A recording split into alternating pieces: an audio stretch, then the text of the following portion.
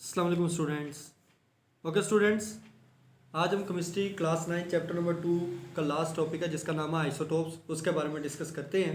तो first of all हम isotopes के बारे में पढ़ेंगे, फिर हम आइसोटोप्स के डिफरेंट एग्जांपल्स को भी डिस्कस करेंगे और साथ साथ फिर हम एप्लीकेशंस ऑफ आइसोटोप्स यानी कि आइसोटोप्स कहाँ कहाँ पर यूज़ होते हैं उनके बारे में भी स्टडी करेंगे। तो फर्स्ट हम देखते हैं कि आइसोटोप्स होते क्या हैं। तो आइसोटोप्स के बारे में क्या कहा जाता है, atoms of same element having same atomic number, के एक जैसे एलिमेंट है उनका सेम एटॉमिक नंबर होता है बट डिफरेंट मैस नंबर, लेकिन उनका मैस नंबर क्या होता है, डिफरेंट होता है। एटॉमिक नंबर और मैस नंबर का पता है आप लोगों को कि एटॉमिक नंबर क्या, नंबर ऑफ प्रोटॉन्स, जितने नंबर ऑफ प्रोटॉन्स होंगे उतने ही नंबर ऑफ उतना ही उसका एटॉमिक मैस होगा। लेकिन लेकिन मैस नंबर होता है सम ऑफ प्रोटॉन प्लस न्यूट्रॉन। तो अब इसमें क्या होता है कि आइसोटोप्स के अंदर कैसे एलिमेंट्स हैं, एक जैसी एलिमेंट्स हैं, उनके क्या है, एटॉमिक नंबर सेम है बट मैस नंबर उसका क्या होगा, डिफरेंट होगा। हम उसको किस चीज़ का नाम दे देंगे, आइसोटोप्स का नाम दे देंगे। अब हम इधर डिफरेंट आइसोटोप्स की एग्जांपल्स को डिस्कस करेंगे। जैसे हमारे पास आइसोटोप ऑफ हाइड्रोजन को डिस्कस करेंगे, फिर कार्बन को, फिर यूरेनियम और फिर क्लोरीन के आइसोटोप्स को हम क्या करेंगे, वन बाय वन डिस्कस करेंगे। तो पहले नंबर पे हम जो आइसोटोप्स डिस्कस करेंगे, आइसोटोप्स ऑफ हाइड्रोजन। अब हाइड्रोजन जो है, जो नेचर में पाई जाती है, is a combination of 3 isotopes. वो बेसिकली कितने आइसोटोप्स की कॉम्बिनेशन है, 3 आइसोटोप्स का। जो इसके 3 आइसोटोप्स कौन कौन से हाइड्रोजन के, पहला प्रोटियम, दूसरा ड्यूट्रियम एंड तीसरा ट्रीटियम। ये 3 आइसोटोप्स आपके पास, प्रोटियम, ड्यूट्रियम एंड ट्रीटियम। अब आप लोगों को ये पता है कि साइंस में जो काउंटिंग है वो डिफरेंट होती है। जैसे अब 1 को हम साइंस में प्रो का नाम भी देते हैं, और ड्यू को कहते हैं हम 2, और ट्राई को कहते हैं हम 3 का नाम 3। तो ये हमारे पास डिफरेंट। अब आपको इधर डायग्राम में अगर देखो जाए, इसके साथ साथ मैंने जो लिखा हुआ है, जैसे हाइड्रोजन है तो इसके साथ हाइड्रोजन सिंबल मैंने लिखा है, तो इसके ऊपर और नीचे आपको पता है एटॉमिक नंबर और मैस नंबर होता है। अब ऊपर मैस नंबर होता है, नीचे एटॉमिक नंबर होता है। अब आपको इसके नीचे जितने भी लिखे हुए हैं, यहाँ पर भी आपको 1 नजर आ रहा है नीचे, यहाँ पर भी नीचे 1 नजर आ रहा है, यहाँ पर भी आपको नीचे 1 नजर आ रहा है। तो इसका मतलब क्या हुआ कि ये आइसोटोप है जिसका एटॉमिक नंबर क्या सेम है, लेकिन ऊपर आपको 1 2 3 डिफरेंट नजर आ रहे हैं, तो वो क्या है, उसका मैस नंबर है। तो ये डेफिनेशन तो हमारी हो गई कि एटॉमिक आइसोटोप्स ऐसे एलिमेंट्स होते हैं जिनका एटॉमिक नंबर सेम होता है बट मैस नंबर डिफरेंट होता है। तो यहाँ पर भी आपको प्रोटियम, ड्यूट्रियम और ट्रीटियम जो हाइड्रोजन के आइसोटोप्स हैं, उसमें एटॉमिक नंबर सबका सेम नजर आ रहा है, लेकिन मैस नंबर सबका क्या है, डिफरेंट है। अब इस साइड पर डायग्राम भी आपको नजर आ रही है 1 बाय 1। अगर इनकी डायग्राम्स को देखो तो ये पहले नंबर पे प्रोटियम की डायग्राम है। तो प्रोटियम की डायग्राम में आपको अंदर सिर्फ एक प्रोटॉन नजर आ रहा है, क्योंकि उसके पास होता ही क्या है, एक ही प्रोटॉन होता है और एक इलेक्ट्रॉन होता है। दूसरे नंबर पे हमारे पास ड्यूट्रियम है। तो ड्यूट्रियम हमारे पास, क्योंकि उसके पास हाइड्रोजन, उसका एटॉमिक नंबर सेम 1 होगा और मैस नंबर उसका क्या होगा, 2। तो मैस नंबर अगर देखो तो हाइड्रोजन उसके पास कितने हैं, उसके पास प्रोटॉन 1, न्यूट्रॉन वो भी 1 और इलेक्ट्रॉन वो भी 1। और तीसरे नंबर पे हमारे पास आ जाता है ट्रीटियम। अब ट्रीटियम जो है हमारे पास, उसके अंदर क्या होता है कि अब उसके अंदर हमारे पास नंबर ऑफ प्रोटॉन 1 ही होगा, लेकिन नंबर ऑफ न्यूट्रॉन्स वो कितने हो जाएंगे, वो 2 हो जाएंगे। तो ये हमारे पास क्या है, आइसोटोप्स ऑफ हाइड्रोजन से रिलेटेड है। अब उसके बाद हम नेक्स्ट चलते हैं आइसोटोप्स ऑफ कार्बन की तरफ। अब कार्बन जो है उसके 3 आइसोटोप्स होते हैं। 2 जो आइसोटोप्स है वो स्टेबल आइसोटोप्स है, जैसे कार्बन 12 एंड कार्बन 13, और एक जो है उसको हम कहते हैं रेडियो एक्टिव आइसोटोप, जो कि कार्बन 14 है। अब आइसोटोप जो कार्बन 12 है वो बंडल्स में पाया जाता है, वो सबसे ज्यादा प्रेजेंट होता है, 98.9%। सबसे ज्यादा जो हमारे पास आइसोटोप प्रेजेंट होता है वो कौन सा होता है, कार्बन 12 प्रेजेंट होता है। उसके बाद हमारे पास जो सेकंड नंबर पे कार्बन आते हैं, जो आइसोटोप्स है, आइसोटोप कार्बन 13 एंड कार्बन 14, वो प्रेजेंट होते हैं ओनली 1.1%, वो सिर्फ 1.1% प्रेजेंट होते हैं। साइड पर आपको उसके नजर भी आ रहे हैं आइसोटोप्स बने हुए कार्बन के। तो आप देख सकते हैं कि कार्बन, पहले जो कार्बन 12 है, फिर कार्बन 13 है और फिर कार्बन 14 है। अब इसमें भी आपके ऊपर जो नजर आ रहा है सबका एटॉमिक नंबर वो क्या है, मैस नंबर है, 12 है। वो क्या है, 12 मैस नंबर, जिसको हमें मैस नंबर का आपको पता है जी से शो करते हैं, और वो कितना हमारे पास इसका सबका डिफरेंट आ रहा है मैस नंबर। लेकिन एटॉमिक नंबर जो है उसको हम ए से शो करते हैं। अब कार्बन का एटॉमिक नंबर तो आपको पता है वो कितने होते हैं, 6, क्योंकि जितने नंबर ऑफ इलेक्ट्रॉन्स उतने ही नंबर ऑफ प्रोटॉन्स। तो ये हमारे पास क्या है, इसका एटॉमिक नंबर जो कि क्या है, कार्बन का 6 है। लेकिन ऊपर आपको नजर आ रहा है कि जो मैंने इधर साइड पर उसकी लेफ्ट साइड के ऊपर वाली साइड पर करके लिखा है 12, 13 एंड 14, तो ये इसके क्या है, मैस नंबर है। तो ये हमारे पास 3 आइसोटोप्स किस चीज के हैं, कार्बन के आइसोटोप्स हैं। नेक्स्ट हमारे पास आइसोटोप्स ऑफ यूरेनियम आ गया। तो यूरेनियम के भी 3 ही आइसोटोप्स प्रेजेंट होते हैं, यूरेनियम 234, यूरेनियम 235 एंड यूरेनियम 238।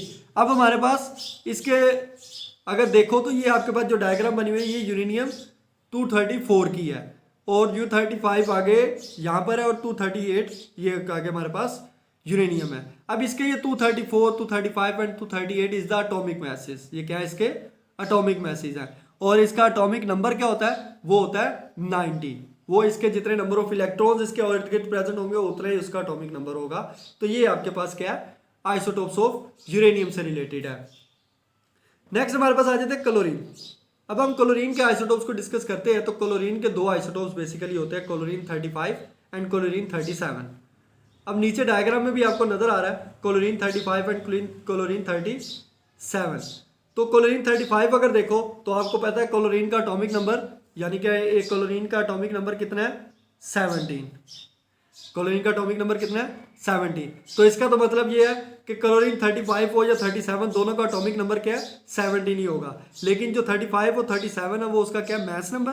तो क्लोरीन के आपको नजर आ रहा है यहाँ पे भी ऊपर 17 उसके क्या है, नंबर ऑफ प्रोटॉन, जो कि उसका क्या नंबर, एटॉमिक नंबर हो गया।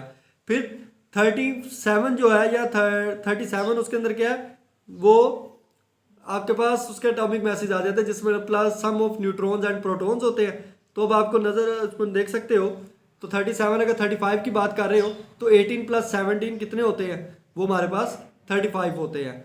और दूसरी तरफ 37 है तो 20 इसके अंदर न्यूट्रॉन्स हैं और 17 इसके अंदर इलेक्ट्रॉन्स हैं, तो वो भी हमारे पास क्या हो गया, वो भी 37 हो गया। तो ये हमारे पास क्या है, इसका एटॉमिक मास है। तो ये हमारे पास आइसोटोप्स है किस चीज के, क्लोरीन के। क्लोरीन के 2 ही आइसोटोप्स होते हैं, तो isotope 37 chlorine 35 and chlorine 37। Next हम अब डिस्कस करते हैं एप्लीकेशंस ऑफ आइसोटोप्स।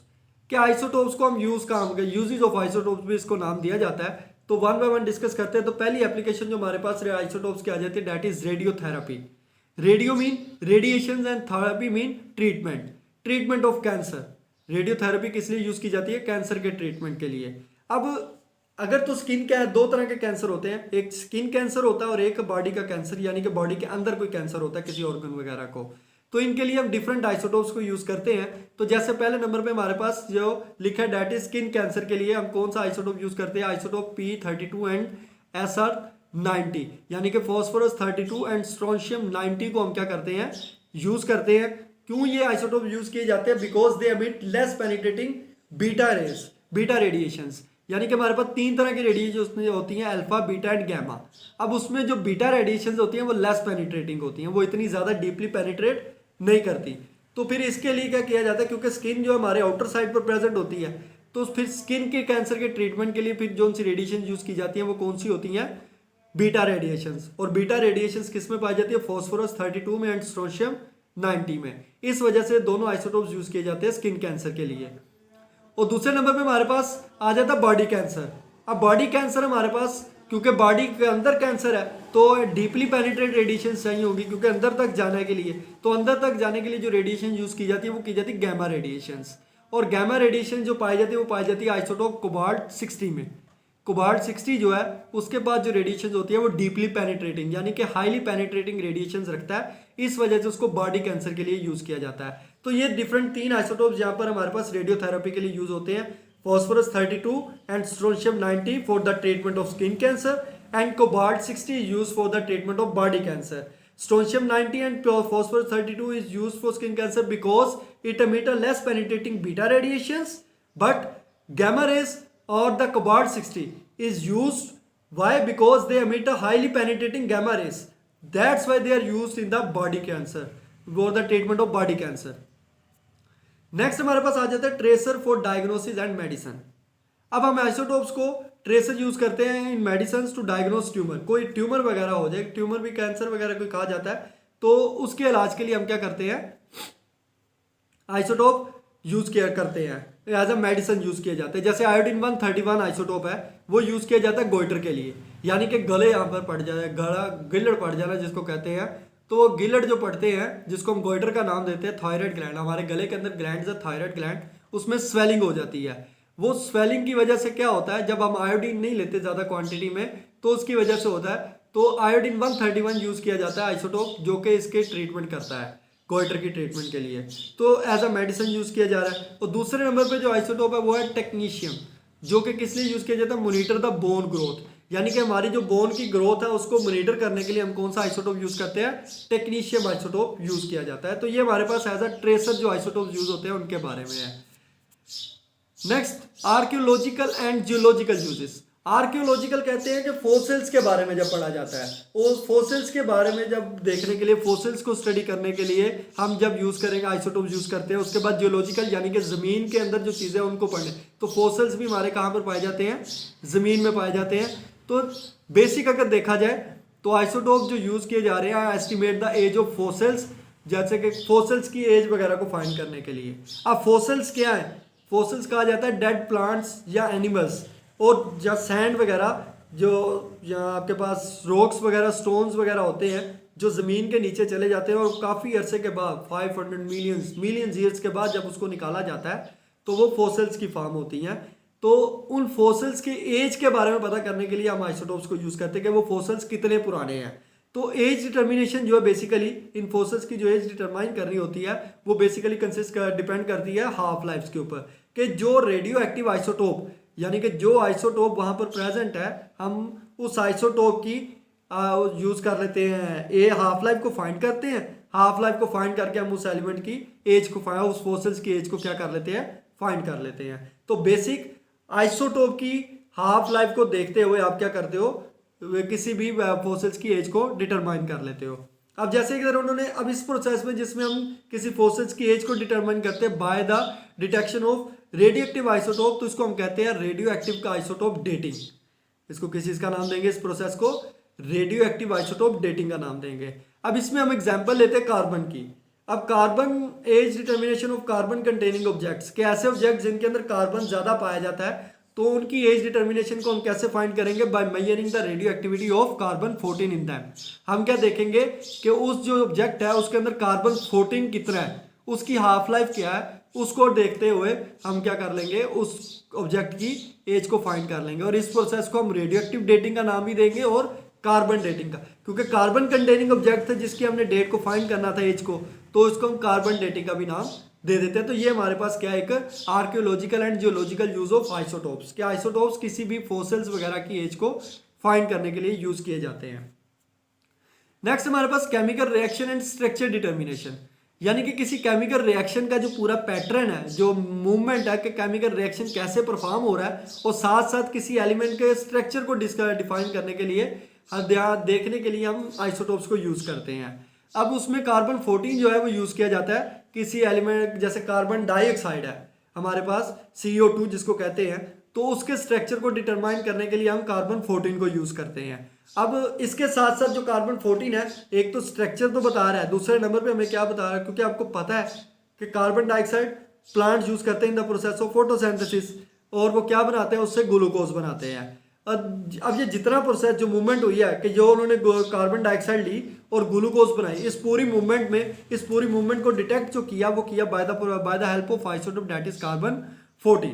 और उसके बाद जो कार्बन डाइऑक्साइड यूज हो रही थी उसके स्ट्रक्चर को जो फाइंड किया वो भी किसके जरिए से किया, by the help of isotopes. तो वो आइसोटोप कौन सा था, कार्बन 14, जिसके जरिए से हमने उसका स्ट्रक्चर को भी डिटरमाइन किया, और दूसरे नंबर पे हमने उसकी एज, वो केमिकल रिएक्शन की पूरी मूवमेंट को भी डिफाइन किया। तो ये हमारे पास आइसोटोप का chemical reaction and structural determination में यूज था। अब हमारे पास एप्लीकेशन इन पावर जनरेशन। अब आइसोटोप्स को हम पावर जनरेशन में कैसे, यानी कि इलेक्ट्रिसिटी वगैरह प्रोड्यूस करवाने में कैसे यूज करेंगे, तो बेसिकली रेडियो एक्टिव आइसोटोप जो use to generate electricity by nuclear fission reaction. जो रेडियो एक्टिव आइसोटोप्स हैं वो इलेक्ट्रिसिटी प्रोड्यूस करते हैं by nuclear fission reaction. Fission कहते हैं ब्रेकडाउन को, फिजन किस चीज़ को कहते हैं, ब्रेकडाउन को। तो किसी न्यूक्लियर रिएक्शन को ब्रेकडाउन करवाकर हम क्या करते हैं, उसकी एनर्जी या इलेक्ट्रिसिटी को प्रोड्यूस करवाया जाता है। अब न्यूक्लियर फिजन जो है वो बेसिकली क्या है, एक न्यूक्लियर रिएक्शन है जिसके अंदर क्या होता है, nucleus of atom splits into smaller parts, के कोई एटम लिए जाते हैं, जैसे आपके पास यूरेनियम के एटम्स हैं, उसको ले लो, तो यूरेनियम का एटम लिया गया, उसको तोड़ेंगे, उसको क्या करेंगे, न्यूक्लियस को उसको ब्रेक डाउन करेंगे into smaller parts. This fission process often produces free neutrons. अब उसके रिजल्ट में क्या होगा कि जब वो एटम टूटेगा, उसका न्यूक्लियस टूटेगा, तो उसके न्यूक्लियस टूटने की वजह से पहले नंबर पे तो न्यूट्रॉन्स निकलेंगे, फ्री न्यूट्रॉन्स उसमें से निकलेंगे, उसके साथ फोटॉन्स निकलेंगे। तो फोटॉन्स क्या, in the form of gamma rays, यानी कि वो किसकी फॉर्म में निकलेंगे, हाईली पेनिट्रेटिंग रेस, जो कि किनको क्या कहते हैं, गैमा रेस की फॉर्म में वो रिलीज होंगे, वहां से फोटॉन्स भी। और तीसरी जो चीज जहां से रिलीज होगी, that is the amount of large amount of energy. तो जब भी किसी आइसोटोप को आप ब्रेक डाउन करोगे, उसके ऊपर कोई उसके न्यूक्लियस को स्प्लिट करवाओगे, तो उसको स्प्लिट करवाने के रिजल्ट में हमारे पास फोटॉन्स भी निकलेंगे, न्यूट्रॉन्स भी रिलीज होंगे, और तीसरी चीज हमारे पास लार्ज अमाउंट ऑफ एनर्जी भी क्या होगी, प्रोड्यूस होगी। तो ये हमारे पास कौन सा प्रोसेस कहलाता है, न्यूक्लियर फिजन का प्रोसेस कहलाता है। अब यहाँ पर एग्जांपल है न्यूक्लियर फिजन रिएक्शन की, कि उन्होंने क्या किया, यूरेनियम 235 जो है उसको बम्बार्डेड करवाया विद स्लो मूविंग न्यूट्रॉन्स, यानी कि उन्होंने यूरेनियम 235 को तोड़ा by the help of slow moving neutrons, के जैसे ही उसके ऊपर न्यूट्रॉन्स बम्बार्ड करवाए, उसकी वजह से क्या हुआ, यूरेनियम का न्यूक्लियस, यूरेनियम 235 का न्यूक्लियस टूट गया। अब यूरेनियम 235 का न्यूक्लियस टूटा, तो उसने जो पहले नंबर पे हमारे पास फोटॉन्स रिलीज करवाए, वो फोटॉन्स दो एटम्स की फॉर्म में रिलीज हुए, गैमा रेस थी ना, तो हमारे पास दो एटम्स जैसे कि बेरियम 139 एंड क्रिप्टोन 94, ये दो हमारे पास क्या हुए, फोटॉन्स रिलीज हुए, उसके साथ हमारे पास 3 न्यूट्रॉन्स रिलीज हुए, और साथ में एनर्जी भी क्या हुई, रिलीज हुई। तो ये हमारे पास क्या एक न्यूक्लियर फिजन रिएक्शन था, कि जिसके जरिए से उन्होंने क्या किया, एक एटम को तोड़ा, एक आइसोटोप को तोड़ा, और उसको तोड़कर फोटोन, न्यूट्रॉन और एनर्जी को रिलीज करवाया।